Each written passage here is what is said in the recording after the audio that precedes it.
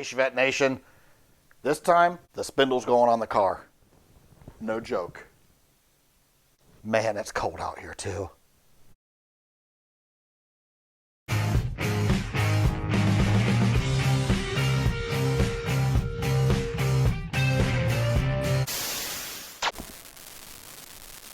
Okay, everybody, so real quick recap in case you've missed the last two episodes. We started off with a spindle for a 62 Chevy Deuce. Nova, Chevy 2. We added, this is from Speedway. We added this from Speedway, steering arm, and it's for a Mustang 2 front end for like off-road for dirt track racers. And it bolts right on there. This is actually a 3-piece kit. We're not using the third piece on this setup. The third piece would be for a smaller front brakes off of a GM S10 or a Cutlass, Monte Carlo, El Camino. So then we've got a hub off of a late 60s, early 70s drum brake front end of a GM car. Just use the application 69 Camaro drum brakes.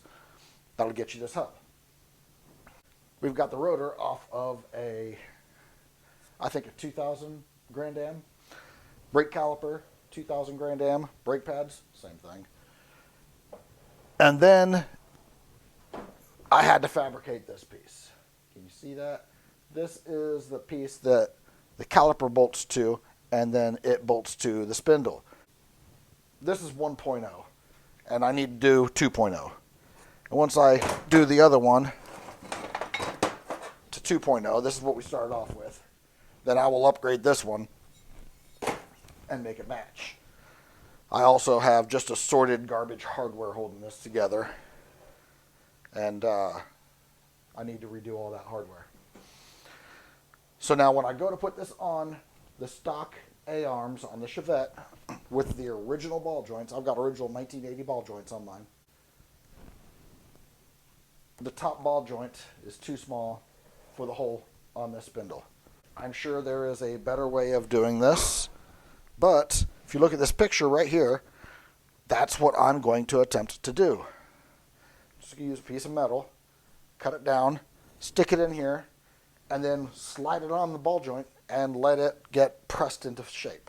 Josh, not that Josh, but the other Josh up in Canada, he's been running his all of last summer. He's got the LT1 four-door Chevette. This one right here. Beautiful car. Beautiful car. He's been running his like that. I don't know how many miles or kilometers he put on his, but he did drive it all summer last year with no problems. And in reality, just squeezing a piece of metal in between there to fill up the gap, to fill up the void, it's got to work. I've just got to make sure I have the right gauge sheet metal to put in there. Then once that's done, bolt it in place, ready to go. For the record, I'm having a real hard time not painting all this red. Red just screams performance brakes.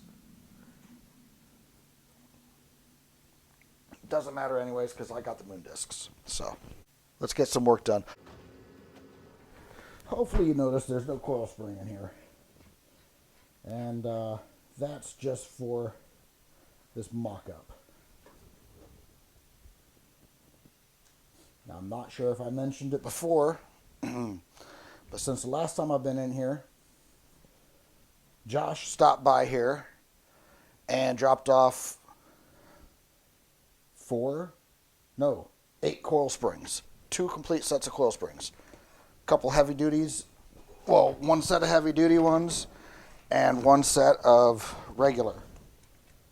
And I'm going to play with those and see what I want to do as far as my ride height.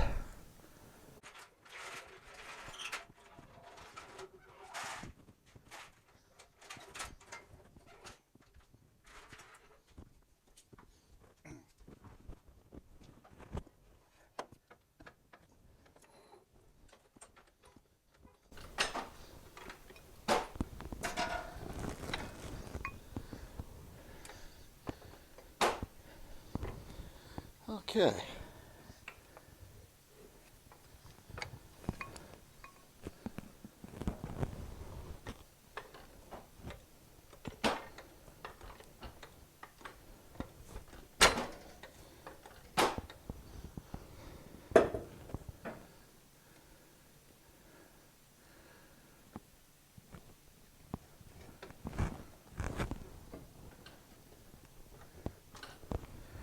Did it go in?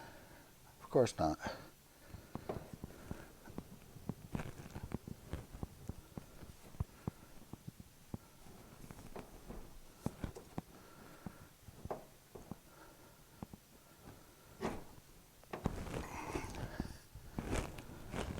She's trying to make me bleed.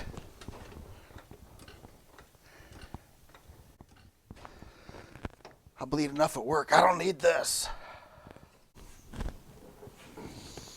Okay.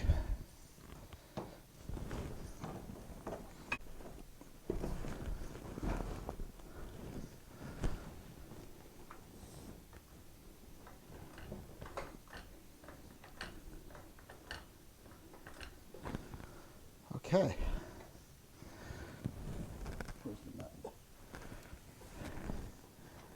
Now I'm doing this to see how much play it actually has.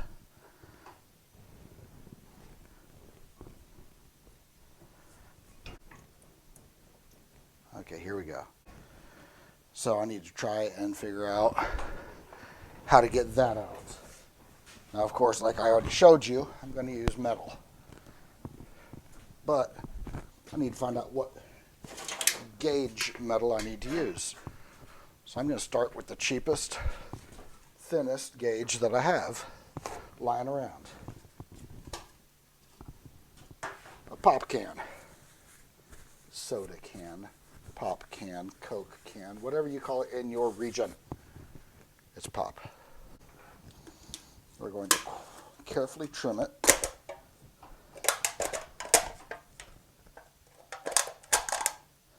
I get free blades at work, it's okay.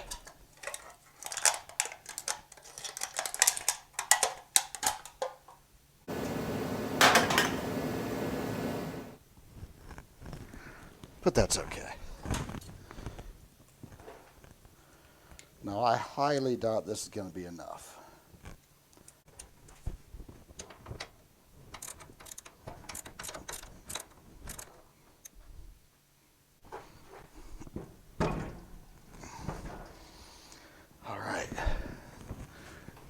All right, so this measurement right here, from here to here, you don't want to have this sticking out on either end. You don't want it interfering with the nut on the bottom side, and you don't want the sheet metal interfering with the ball joint boot. Precision is important here.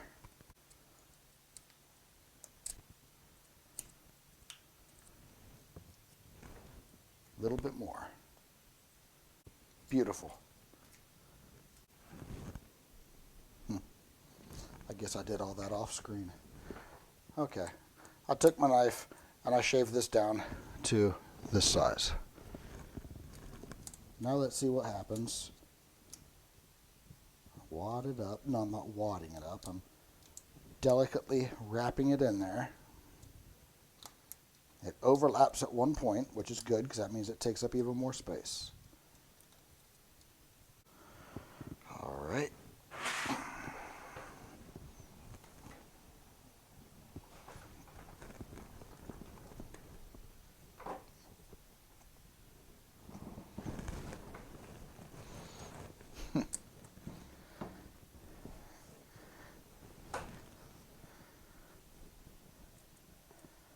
Not enough.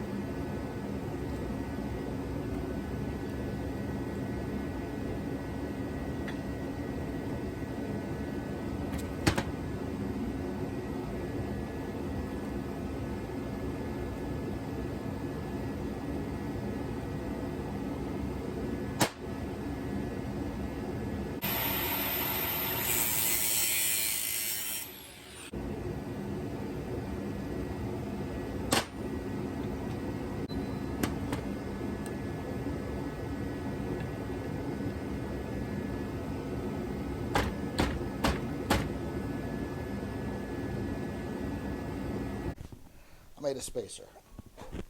My fear is that it's too thick, but we'll find out in a minute. And I can find out, let me see here. It'll go on there, and it'll go in there.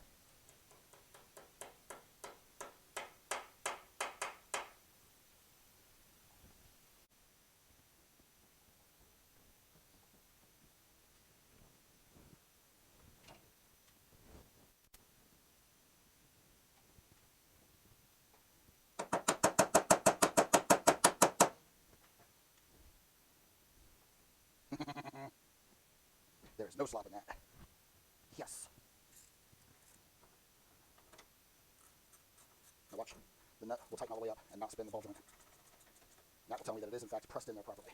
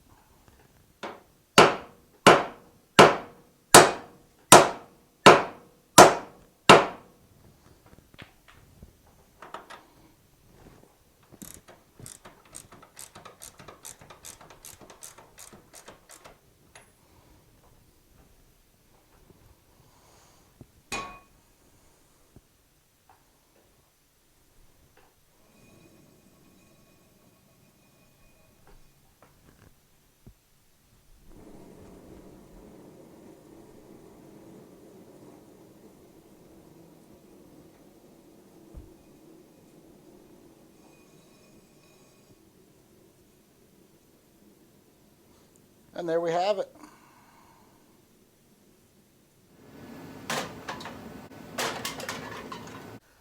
That's going to be it this week, or this time. Obviously, I'm not going every week. I've got to do the complete other side and get it put on before I can even start putting any springs in here and putting it on its wheels. And I cannot wait to put this thing on the ground.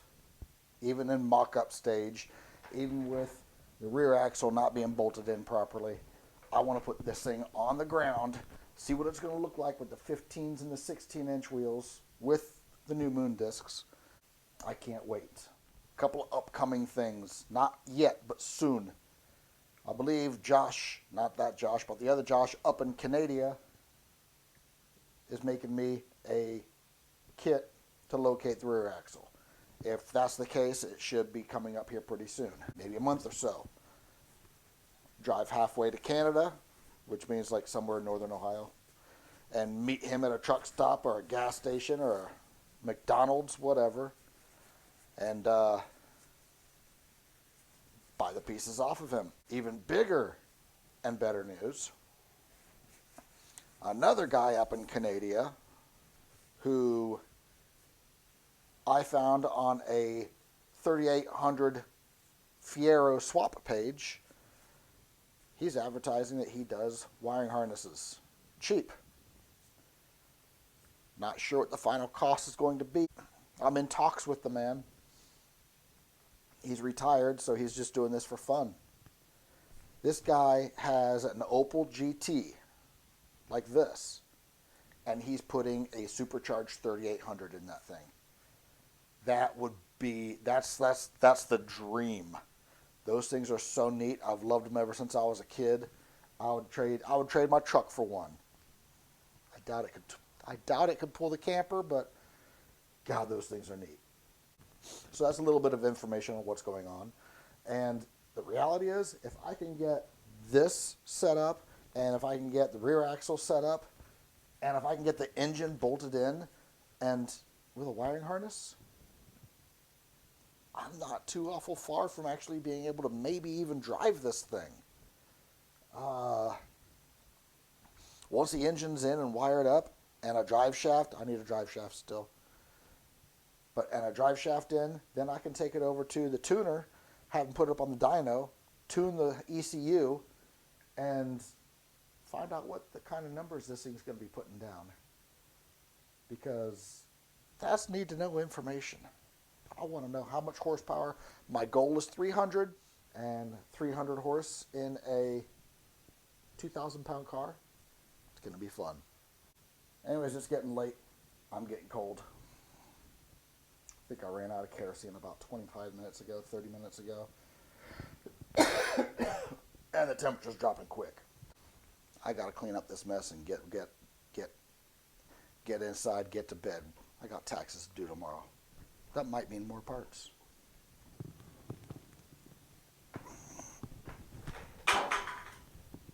Every time.